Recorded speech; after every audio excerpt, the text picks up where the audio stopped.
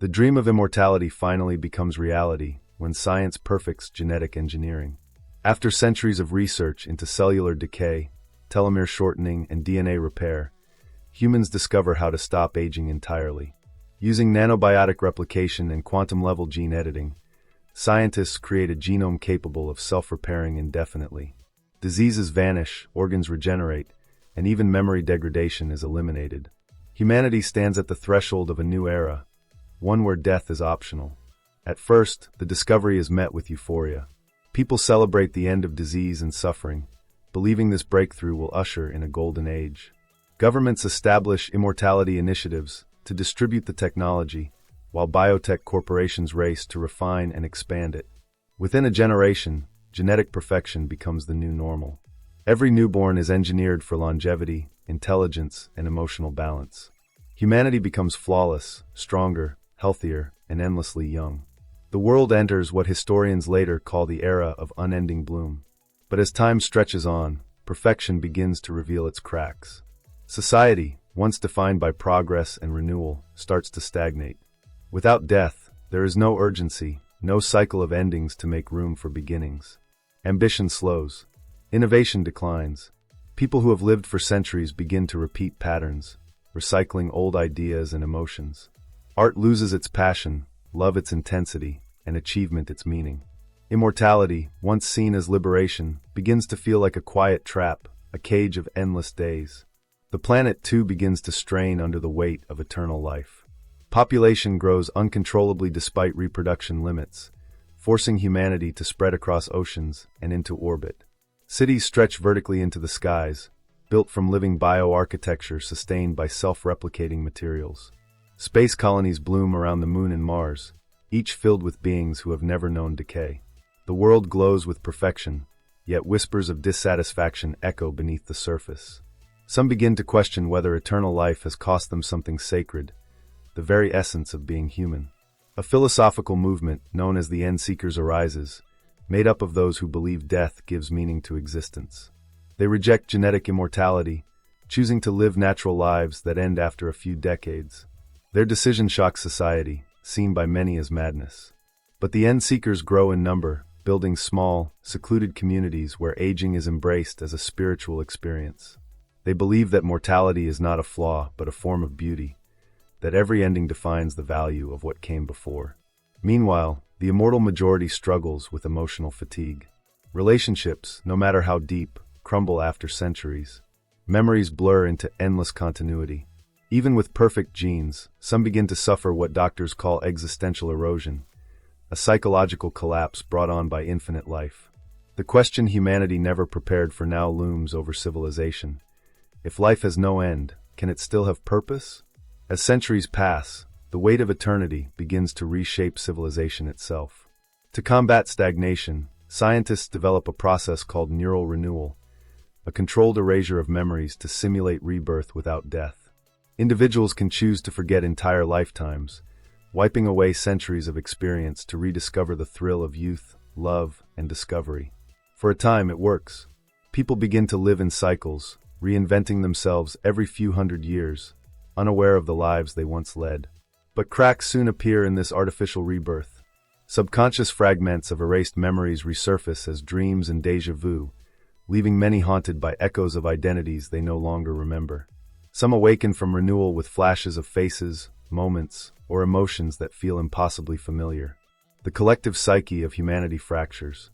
Philosophers debate the ethics of erasing the past to preserve the present. Is a life still meaningful if its history can be deleted? Should identity be constant or fluid? Meanwhile, the oldest immortals, those who refuse renewal, become almost godlike. Their wisdom spans millennia, but so does their weariness. They watch civilizations rise and fall like the turning of seasons, detached and emotionless. To them, the world becomes a repeating cycle of progress and decay, each generation rediscovering truths long forgotten. The planet itself reflects this cycle of exhaustion. With human lifespans stretching indefinitely, resources are strained despite technological abundance. The balance of nature, once carefully maintained, begins to falter as ecosystems struggle under the weight of unending consumption.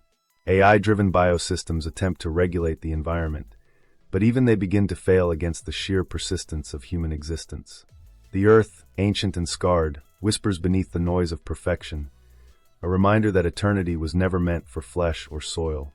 Desperate for renewal, some immortals leave Earth entirely, seeking meaning among the stars.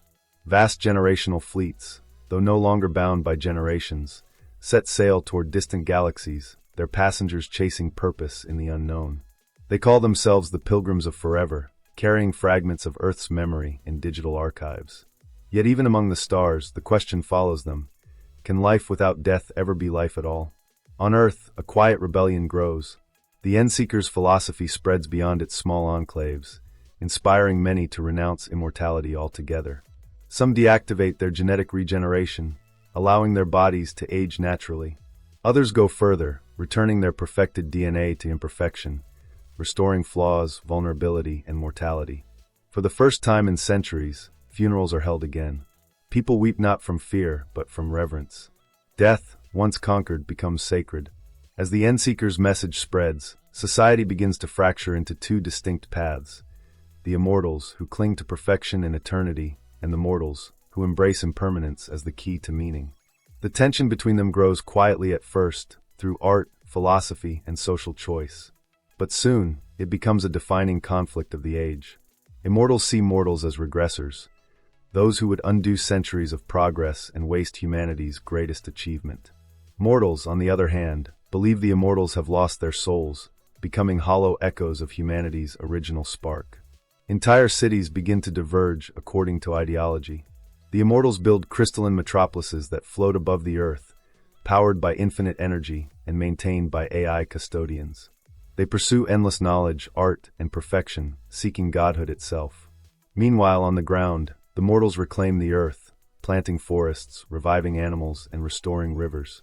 They live short, purposeful lives, celebrating the finite beauty of existence. For the first time in thousands of years, the sound of laughter, music, and grief returns to the soil. The world, once sterile in its perfection, breathes again. Among the immortals, however, a strange emptiness grows. With every century, their perfection feels more like confinement. Some begin to secretly descend to the surface, curious to experience pain, failure, and even death. A quiet migration begins, a movement from the heavens back to earth. It's not rebellion but longing. Longing for humanity, as it once was. Then one day, something unexpected happens. The source code, the genetic foundation that grants immortality, begins to decay. A flaw, undetectable for millennia, spreads through the immortal population.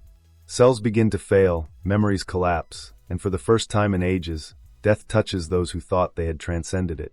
Panic erupts among the eternal. Scientists race to repair the flaw, but many refuse. They see it not as failure, but as liberation. The great cycle has come full circle. Humanity, after mastering life and conquering death, learns the ultimate truth. That meaning is born not from perfection or eternity, but from the fragile, fleeting moments that make each life unique.